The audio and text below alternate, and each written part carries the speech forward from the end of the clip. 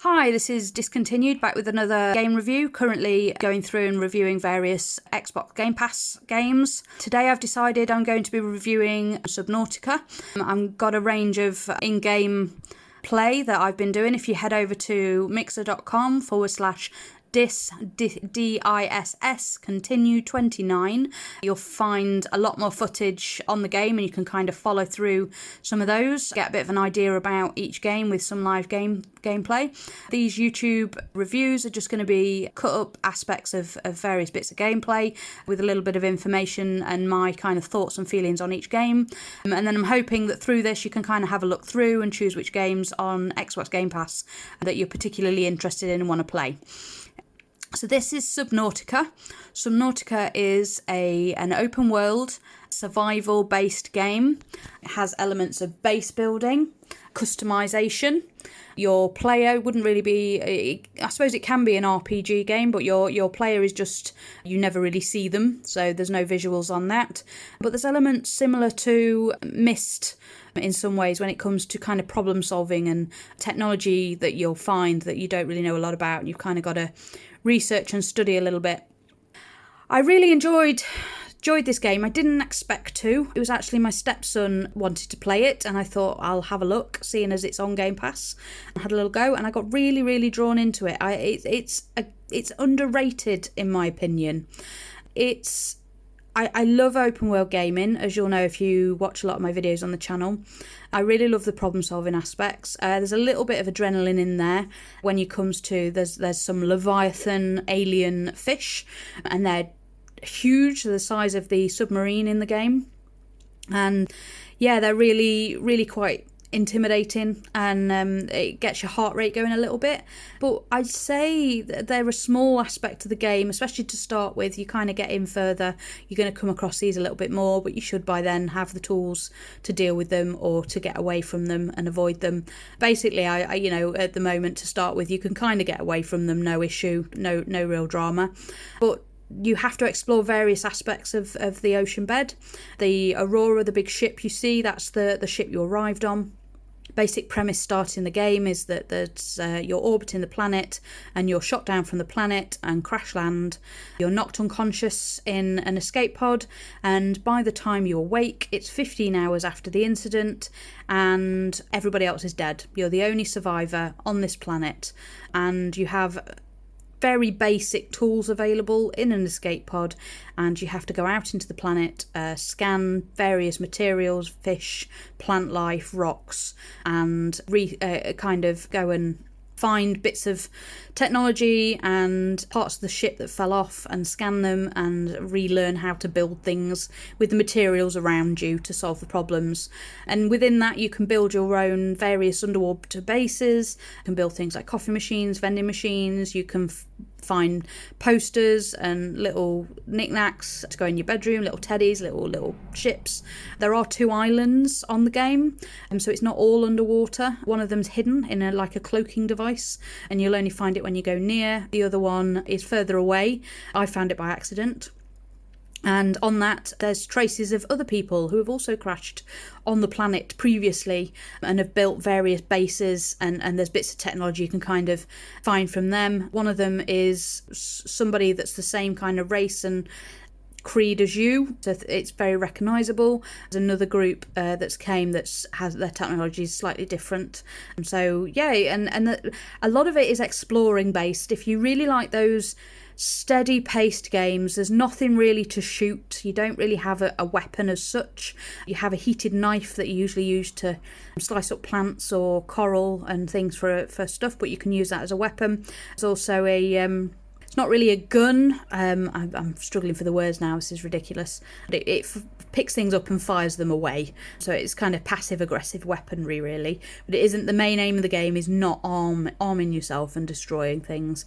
It's very much an explore, build, create, avoid kind of game. The scenery is really beautiful. Daytime, nighttime is going to be really different. At night, some of the fish kind of glow and some of the coral and flowers glow in the dark. So it's a really different experience. Whereas during the day, it's very bright, colourful, unless you get too deep in the ocean, and the island's got lots of interesting plant life and things to discover. And there's lots of notes as you're going through. You'll find lots of notes, which is where the mist kind of theme comes in, and you kind of discover a lot of the lore of the planet and exactly what's happened, what other people's experiences are. You build various ships and transport devices, first being kind of a propulsion device that you hold on to. The second is a small ship that your upper body sits in and you can breathe in. And then there's a large submarine that you can build. And then moving on from that, you've got things they're called prawn suits. They're the big robotic suits you wear that allow you to walk and lift heavy things and cut heavy things. And the end goal is to build a ship to escape. But before you can escape, you have to solve the mystery of the island, which is some kind of virus illness that infects everything, and as soon as you land you're infected, and you have to solve that problem before you can build your ship and leave, because there's a giant gun on the planet and it shoots down anything that gets too close or tries to leave. So you have to solve the problem of the island before building your ship and escaping. So that's the basic premise of the entire story. But within that, I mean, it's a long play. You're not going to. It's not one of these games you're going to do in 15 hours or so. If you really kind of get into it, I'm sure there's speed playthroughs. But yeah, you can get lost in this game for a long time. There's a lot of ambient sound. The noise of the waves is quite calming. It's, apart from the Leviathans, it's generally quite relaxing game. I've been asked after my last review about appropriateness for children. I'd like to say there's a creative mode in this game that is a lot less reading, problem solving, lore based, and more base building and just playing around. And I'd say that is very child appropriate.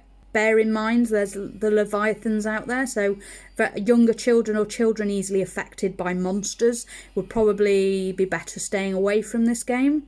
But if they're all right with that sort of thing, there's nothing heavy, no heavy combat, nothing that's hugely challenging with that. And I think in creative mode you don't really have to solve a lot of the problems, just kind of, make up your own story, have a bit of imagination and playtime. So yeah, I'd probably say it's reasonable for children. When it comes to things like chronic illness and fatigue, I'd say again it's quite a good game for that, because there's nothing that you have to be on all the time. There's certain aspects you can go to in some of the islands where they have these little creature things, and on the ship the Aurora's got them. They're like face huggers but weird versions, and that's probably the most dramatic it's going to get, other than like the Leviathans. So generally I'd say it's quite good, and again there's the creative mode option there if that's something you'd rather stick with. So yeah, ratings of the game, I'd probably again give it a 7 out of 10. It was one that really caught my attention for quite some time, got really sucked into. Later on I kind of drifted away from it because it's very long-winded, but it's quite easy to get back into. As soon as you've played it, it only takes 5 minutes to kind of get up to speed with the gameplay, with the controls and whatnot. So that makes it quite easy for dipping in and out of and having it there as a game you come back to. Yeah, as I've said before, I'm going to be doing more of these videos. So if there's anything that you'd like covering, anything on Game Pass you like my review style, you'd like me to do more on, I'm going to be covering in my future reviews things, parental advice for teens, children, what's kind of appropriate, and also chronic illness and fatigue is going to be another one. Mental health is another one that I'm going to be covering in my reviews when it comes to a lot of these games, and what I'd recommend. And again, you can head over to my Mixer channel to see more in-game footage of these, along with a lot of the other games I've done reviews for. Past streams last for around 15 days, and then they'll be removed. But there's always going to be new content on there each week for what I'm playing, so feel free to head over to my Mixer. Please like and subscribe to my channel, and share if you could. I'm just getting going, and I like to think, or I think that I've got a little different spin on the way I'm doing things. So yeah, if you like my videos, like and subscribe, share away, and post any comments, any requests, any suggestions below. And I'll see you soon. Thank you very much, guys.